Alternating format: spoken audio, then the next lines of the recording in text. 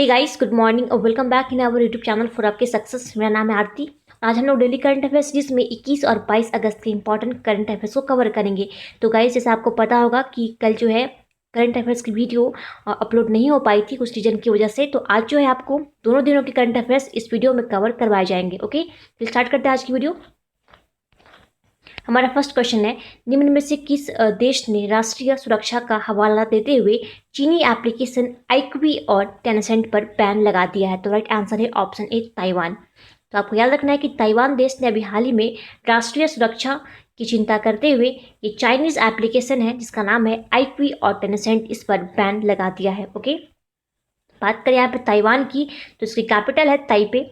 Currency यहाँ चलती है न्यू ताइवान डॉलर और यहाँ के जो प्रेसिडेंट हैं उनका नाम है साई इंग वेन। और ये जो साई इंग वेन है ये दोबारा से ताइवान की प्रेसिडेंट बनी है। ओके, और अभी हमने हाल ही में पढ़ा था कि जो ताइवान है इसने अमेरिका के साथ समझौता किया था F-16 नामक जेट को खरीदने के लिए। ओके, और साथ ही एक पॉइंट याद रखना आप कि समलैंगिक विवाह को कानूनी मान्यता प्रदान करने वाला पहला एशियाई देश था ताइवान।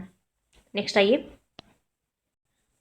क्वेश्चन नंबर 2 है, किस राज्य सरकार ने सभी सेवारत व सेवानिवृत्त सैनिकों को ग्राम पंचायत प्रॉपर्टी टैक्स से छूट देने का फैसला लिया है? तो इसका राइट आंसर है ऑप्शन सी, महाराष्ट्र। ओके, तो आपको याद रखना है कि महाराष्ट्र की जो गवर्नमेंट है इन्होंने अपने यहाँ सभी सेवारत व सेवानिवृत्त सैनिकों को ग्राम पंचायत प्रॉपर्टी टैक्स से छूट देने का फैसला किया है। ओके, अब बात करें यहाँ पे महाराष्ट्र की, तो कैपिटल है इसकी मुंबई और यहाँ के जो सीएम उनका नाम है उद्धव ठाकरे और यहाँ के जो चीफ जस्टिस उनका नाम है दीपांकर दत्त। क्लियर, साथ ही यहाँ के जो गवर्नर है इनका नाम है भगत सिंह कोश्यारी। इन्हें अभी हाल ही में गोवा का अतिरिक्त प्रभार सौंपा गया। ये पॉइंट जो है हमने 2 दिन पहले पढ़ा था। ओके, इसके अलावा आपको बता दें कि महाराष्ट्र की जो है बच्चों के ऑनलाइन कक्षाओं के लिए गूगल के साथ समझौता करने वाला देश का पहला राज्य बना था आपका महाराष्ट्र। साथ ही बिजली लाइनों एवं टावरों के निरीक्षण के लिए ड्रोन का यूज करने वाला भी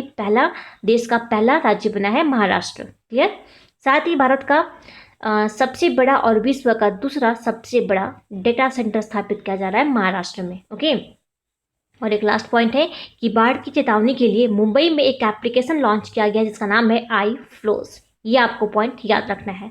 नेक्स्ट आइए, क्वेश्चन नंबर 3 है, गूगल ने भारत में रोजगार आवेदन हेतु निम्न में से किस एप्लीकेशन को लॉन्च किया है? तो राइट आंसर है ऑप्शन ए, कोरमो जॉब्स एप्लीकेशन। ठीक है, तो इस एप्लीकेशन की मदद से जो है रोजगार को ढूंढने के लिए और उसमें आवेदन उससे रिलेटेड जो है आवेदन डालने के लिए ये कोरमो जॉब एप्लीकेशन को विकसित किया है गूगल ने। ठीक है, तो आपको याद रखना है कि गूगल ने जो है भारत में रोजगार आवेदन हेतु जिस एप्लीकेशन को लॉन्च किया उसका नाम है कोरमो जॉब एप्लीकेशन। क्लियर, नेक्स्ट बढ़ते हैं। क्वेश्चन नंबर 4 है, किस आईआईटी संस्था ने राष्ट्रीय शिक्षा नीति 2020 के प्रस्तावों को अपनाते हुए अपने परिसर में शास्त्रीय एवं लोक कला अकादमी की शुरुआत की है? तो राइट आंसर है ऑप्शन बी, आईआईटी खड़गपुर। तो आपको याद रखना है कि जो आईआईटी खड़गपुर है इसने अभी हाल ही में राष्ट्रीय शिक्षा नीति 2020 के प्रस्तावों को अपनाते हुए अपने परिसर में ये शास्त्रीय एवं लोक कला अकादमी की शुरुआत करी है। ओके, क्वेश्चन नंबर 5 है, स्वच्छ सर्वेक्षण 2020 के अनुसार निम्नलिखित में से सबसे साफ शहर कौन सा है? तो राइट आंसर हो जाएगा ऑप्शन ए, इंदौर। एमपी का जो इंदौर शहर है ये स्वच्छ सर्वेक्षण 2020 के अनुसार सबसे साफ शहर की गिनती में ये टॉप पे रहा। ओके, इसके अलावा जो है आपको कुछ और पॉइंट याद रखने हैं, जैसे कि 100 से अधिक शहरी स्थानीय निकायों की बात करें तो इसमें जो है छत्तीसगढ़ को सबसे स्वच्छ राज्य का दर्जा दिया गया। ओके, इसके साथ ही अगर बात करें 100 से कम शहरी स्थानीय निकायों की तो इसमें जो है झारखंड को सबसे स्वच्छ राज्य का दर्जा दिया गया है। ओके, इसके अलावा गंगा टाउन की श्रेणी में वाराणसी जो है ये आपका सबसे स्वच्छ शहर है और छावनी की श्रेणी में जो है जालंधर की जो रैंकिंग है वो शीर्ष पे रही। ओके, और साथ ही राजधानियों की यानी कि कैपिटल की श्रेणी में देखा जाए तो सबसे स्वच्छ जो है वो है दिल्ली। क्लियर, नेक्स्ट बढ़ते हैं। क्वेश्चन नंबर 6 है, निम्नलिखित में से कौन सी सबसे तेज चार्ज होने वाली विद्युत वाहन है? तो इसका राइट आंसर है ऑप्शन ए, टेस्ला। आपको बता दें कि जो टेस्ला है यह विद्युत वाहन केवल 20 मिनट के चार्ज पे जो है ये कम से कम 500 किलोमीटर की दूरी ये आसानी से तय कर सकता है। तो इसी के साथ जो है जो टेस्ला है ये सबसे तेज चार्ज होने वाली विद्युत वाहन की श्रेणी में टॉप पर आ गया है। ओके, नेक्स्ट आइए। क्वेश्चन नंबर 7 है, विश्व फोटोग्राफी दिवस यानी कि वर्ल्ड फोटोग्राफी डे निम्न में से किस दिन को मनाया जाता है? तो इसका राइट आंसर हो जाएगा ऑप्शन सी, 19 अगस्त को। तो आपको याद रखना है कि 19 अगस्त को जो है ये विश्व फोटोग्राफी दिवस मनाया जाता है। आपको बता दें कि इसको मनाने का उद्देश्य है कि फोटोग्राफी के महत्व के प्रति जागरूकता पैदा करना और विचारों को साझा करना और साथ ही फोटोग्राफी के क्षेत्र में लोगों को आने के लिए प्रोत्साहित करना। ठीक है, यही इसका मेन उद्देश्य है विश्व फोटोग्राफी दिवस मनाने का। और इसे हम लोग कब मनाते हैं? तो ये मनाते हैं हम लोग 19 अगस्त को। क्लियर? नेक्स्ट आइए। क्वेश्चन नंबर 8 है, सरकार ने इथेनॉल सम्मिश्रण कार्यक्रम के तहत वर्ष 2022 तक पेट्रोल में कितने प्रतिशत बायो इथेनॉल सम्मिश्रण का लक्ष्य रखा है? तो राइट आंसर है ऑप्शन बी, 10%। तो आपको बता दें कि जो इथेनॉल सम्मिश्रण कार्यक्रम है इसे एक्चुअली राष्ट्रीय जैव ईंधन नीति 2018 के अनुरूप लॉन्च किया गया था। ओके, और जो इथेनॉल है यह एक प्रकार का जल रहित एथिल अल्कोहल है। ओके, और इसका जो केमिकल फॉर्मूला है, रासायनिक सूत्र जो है वो होता है C2H5OH। आप में से केमिस्ट्री में जरूर पढ़ा होगा। ठीक है, तो देखिए जो भारत है यह आयातित कच्चे तेलों पर अपनी निर्भरता को कम करना चाहता है और यह अनुमान है कि 5% इथेनॉल सम्मिश्रण के परिणाम स्वरूप लगभग 1.8 मिलियन बैरल कच्चे तेल का आयात कम हो जाएगा। ओके, तो आपको बस सिंपली इतना याद रखना है कि सरकार ने जो है ये इथेनॉल सम्मिश्रण कार्यक्रम के तहत पेट्रोल में जो है 10% बायो इथेनॉल सम्मिश्रण का लक्ष्य इसने रखा है। ओके, नेक्स्ट आइए। क्वेश्चन नंबर 9 है, हाल ही में किस राज्य सरकार ने भरूच में भात-भूत परियोजना के लिए अनुबंध प्रदान किया है? तो राइट आंसर है ऑप्शन ए, गुजरात। ठीक है, तो आपको याद रखना है कि गुजरात की जो गवर्नमेंट है इन्होंने भरूच में ये भात-भूत परियोजना के लिए अनुबंध इन्होंने प्रदान किया है और इसकी जो मंजूरी है वो दी है इंडियन वाटरवे अथॉरिटी ने। क्लियर? लेकिन इस परियोजना को स्थानीय मछुआरों के विरोध का सामना करना पड़ रहा है क्योंकि इसके निर्माण से मछली पकड़ने के पैटर्न के प्रभावित होने की आशंका है। ओके, नेक्स्ट आते हैं। क्वेश्चन नंबर 10 है, विश्व मानवता दिवस यानी कि वर्ल्ड ह्यूमैनिटेरियन डे निम्न में से किस दिन को मनाया जाता है? तो राइट आंसर है ऑप्शन डी, 19 अगस्त को।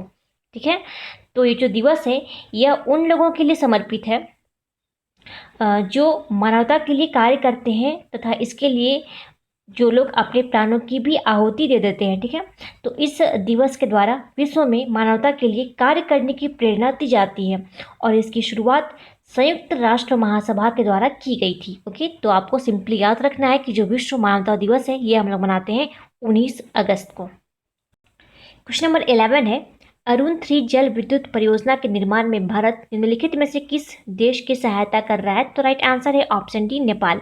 ओके, तो देखिए ये जो अरुण 3 है ये नेपाल की सबसे बड़ी ये पन बिजली परियोजना है और इसमें जो है भारत नेपाल की सहायता कर रहा है। ओके, और इस परियोजना की जो शुरुआत है वो नेपाल की गवर्नमेंट ने 1992 ईस्वी में की थी। ठीक है, और इसके साथ ही इसकी जो कैपेसिटी है वो है 900 मेगावाट।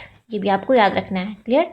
नेक्स्ट बढ़ते हैं। क्वेश्चन नंबर 12 है, हाल ही में डेवलपमेंट बैंक ऑफ सिंगापुर के नए मैनेजिंग डायरेक्टर के रूप में किसे नियुक्त किया गया है? तो इनका नाम है प्रशांत जोशी। याद रखना कि प्रशांत जोशी को अभी हाल ही में डेवलपमेंट बैंक ऑफ सिंगापुर के नए एमडी के रूप में इन्हें नियुक्त किया गया है। ओके, अच्छा प्रशांत कुमार कौन है? आपको पता होगा ये अभी हाल ही में यस बैंक के एमडी सीईओ बनाए गए थे। और बात करें यहाँ पे पार्थ प्रतिम सेन गुप्ता की, तो ये जो है अभी हाल ही में इंडियन ओवरसीज बैंक के एमडी सीईओ बने थे और शशिधर जगदीशन जो हैं ये अभी हाल ही में एचडीएफसी बैंक के सीईओ बनाए गए हैं। एमडी सीईओ बने थे एचडीएफसी बैंक के। ठीक है, नेक्स्ट आते हैं।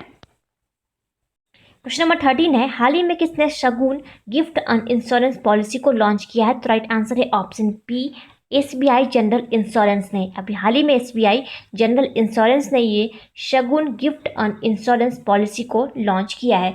और इसकी खास बात यह है कि आप इस पॉलिसी को किसी को भी गिफ्ट कर सकते हैं। जैसे कि मान लीजिए कि आपने ये पॉलिसी ली है, तो ऐसा नहीं है कि आप सिर्फ रिश्तेदारों को ही ये दे सकते हैं, बल्कि आप जिसे चाहे, जिस व्यक्ति को चाहे आप उसे गिफ्ट कर सकते हैं। ओके, और ये जो शगुन है ये पर्सनल एक्सीडेंट इंश्योरेंस को कवर करती है। ओके, अच्छा, जो एसबीआई जनरल इंश्योरेंस है, इसके अभी हाल ही में एमडी सीईओ बने हैं। उनका क्या नाम है? उनका नाम है प्रकाश चंद्र कांडपाल। क्या नाम है?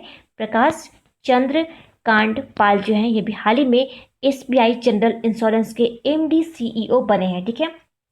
अच्छा, अगर क्वेश्चन पूछे कि एसबीआई कार्ड्स के जो एमडी सीईओ बने उनका क्या नाम है, तो उनका नाम है अश्विनी कुमार तिवारी। याद रखना कि अश्विनी कुमार तिवारी जो हैं ये अभी हाल ही में एसबीआई कार्ड्स के एमडी सीईओ बनाए गए थे। क्लियर। नेक्स्ट आते हैं, क्वेश्चन नंबर 14 है, हाल ही में किसे स्टार 2020 ई साइटेशन सर्टिफिकेट पुरस्कार से सम्मानित किया गया है? तो राइट आंसर है ऑप्शन ए, गणेश विलास लेंगरे। ठीक है। तो world book of record London में गणेश विलास लेंगरे जो कि एक सामाजिक कार्यकर्ता है, इन्हें अभी हाल ही में स्टार 2020 ई साइटेशन सर्टिफिकेट पुरस्कार से सम्मानित किया गया है। ओके, तो लॉकडाउन के टाइम पे ज़रूरतमंदों की मदद करने के लिए एवं उनकी प्रयासों की सराहना करते हुए इन्हें अभी हाल ही में ये स्टार 2020 ई साइटेशन सर्टिफिकेट पुरस्कार से सम्मानित किया गया। ओके, बात करें यहाँ पे जावेद अख्तर की, तो इन्हें अभी हाल ही में रिचर्ड डॉकिंस पुरस्कार से सम्मानित किया गया था। और कलीपुरी जो है इन्हें अभी हाल ही में इम्पैक्ट वुमन अवार्ड 2020 से सम्मानित किया गया है। और सिद्धार्थ वरदराजन जो है इन्हें अभी फ्रीडम ऑफ स्पीच से सम्मानित किया गया था। क्लियर। नेक्स्ट आइए, क्वेश्चन नंबर 15 है, अभी हाल ही में जारी ARIIA 2020 रैंकिंग में शीर्ष स्थान पे कौन रहा? तो राइट आंसर है option B, IIT Madras. Okay, तो आपको बता दें कि अभी जो है हाल ही में अभिनव उपलब्धियों पर संस्थानों की अटल रैंकिंग में वित्त पोषण तकनीकी संस्थानों की श्रेणी में टॉप पे रहा है IIT मद्रास। और इसे vice president M Venkaiah Naidu ji ने केंद्रीय शिक्षा मंत्री रमेश पोखरियाल निशंक के साथ मिलकर इसे जारी किया है। ओके, और यहाँ जो लिखा हुआ है ARIIA, इसका फुल फॉर्म है Atal ranking on institutions on innovation achievements. Okay, आज का हमारा लास्ट क्वेश्चन है, क्वेश्चन नंबर 16, हाल ही में किस मंत्रालय ने स्वास्थ्य एवं आलेख नामक 2 ई सुविधाएं लॉन्च की हैं? तो राइट आंसर है ऑप्शन डी, जनजातीय मामलों के मंत्रालय ने। तो अभी हाल ही में जनजातीय मामलों के मंत्रालय ने स्वास्थ्य नाम से एक जनजातीय स्वास्थ्य एवं पोषण पोर्टल को लॉन्च किया है। और साथ ही इस मंत्रालय ने स्वास्थ्य एवं पोषण पर एक आलेख ई न्यूज़ लेटर को भी शुरू किया है। ओके, तो आपको बस इतना याद रखना है कि जो स्वास्थ्य है और ये आलेख है, इन दोनों ही इस सुविधाओं को लॉन्च किया है जनजातीय मामलों के मंत्रालय ने। क्लियर।